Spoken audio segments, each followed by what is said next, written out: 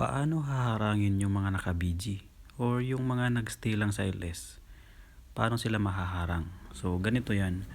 Ah, Halimbawa, nag-start na tayo ng setup ng live stream sa ating StreamYard.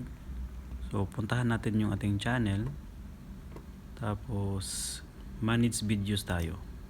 Doon sa manage videos, doon po tayo maglalagay ng harang.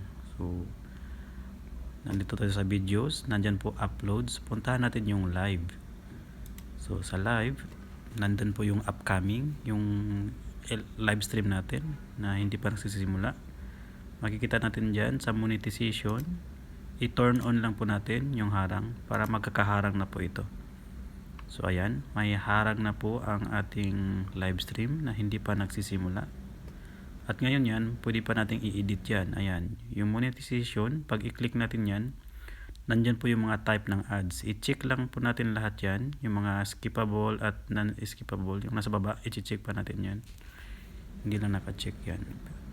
Tapos yan, minsan naglo-load po yan. Check natin ulit. Ayan, naka-turn on na po yung harang. So, naka-turn on na. Yan.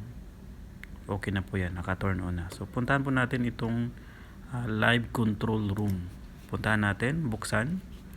Ito po yung mukha ng live control room. Makikita natin. So pwede pa natin ma-edit yung live stream natin. Tsaka nandyan po yung this video is not for kids. I-check lang po natin yan. Tapos save. Pag na-check na yan, ayan, dito sa live control room, makikita natin marami pong controls dyan. Nandyan po yung live chat na pwede tayong magbigay ng jacket. Tsaka pwede din natin makita kung sino ang nandyan. May participants at iba pang options. At pwede pa tayong ma-edit yung video ulit. At dito meron tayong analytics. Nandyan. Tapos yung viewer activity. Sa viewer activity, makikita natin dyan yung mga mag super chat at mga members. At dito rin sa taas, ayan, dito makikita yung video pag naka-start na po yung ating live stream. Ayan, maraming mga options dyan. Tapos dito sa gilid, makikita natin live na live yung ilan yung viewers at ilan yung likes. Tapos dyan, kung may super chats na, may total dyan, kung ilan, magkano na, tsaka ilan yun din yung members. Tapos dyan makikita natin may mga nag-thumbs-up na dito. So mag-a-update po rin yung likes doon. Ayan, nagiging 5 na yung likes. Kasi pumapasok na yung mga abangers natin. Nandiyan na yung ating mga abangers sa ating live stream. Nagsisimula na silang mag-chat dyan. Thumbs-up na sila. Ayan. Yan. Ito po yung mukha ng live control room kung habang naghihintay pa lang tayo, hindi pa po nagsisimula. So ngayon, puntahan natin kung yung during live na. So sa during live, ayan, nandyan na po. Ito po yung pindutin. Nakikita po nyo po yung dollar sign na yan. Pag pinindot po natin yan, magiging add inserted po yan. Ibig sabihin po, magkakaroon po ng harang. Kahit yung mga nagstay lang po dyan sa live chat, hindi po siya lumalabas, ay nahaharang po sila. Yan po yung add inserted. Tapos dito sa options, makikita natin mayroon tayong members, 3. May mga likes tayo, 61. Ayan. Updated po yan. Ayan. So yung 3 members na yun, yun po yung makikita natin dito sa viewers activity. Ayan. Mga super chats nandyan. Tsaka members, yung nakakulay green dyan. Yan po yung new members natin.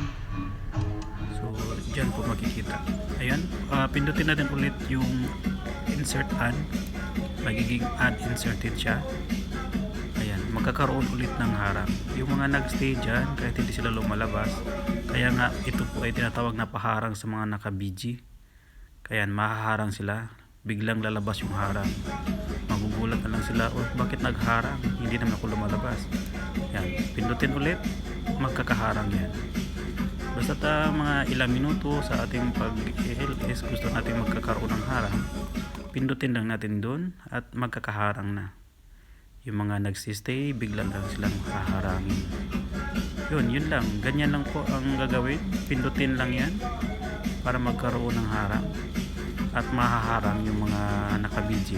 Gamit na gamit ito sa mga nakabidji para mahaharang sila yung mga iniiwanan lang na nakapanood sa ating LS. Pero may babantayan tayo kasi minsan yung monetization natin magiging dilaw yan, naging limited siya.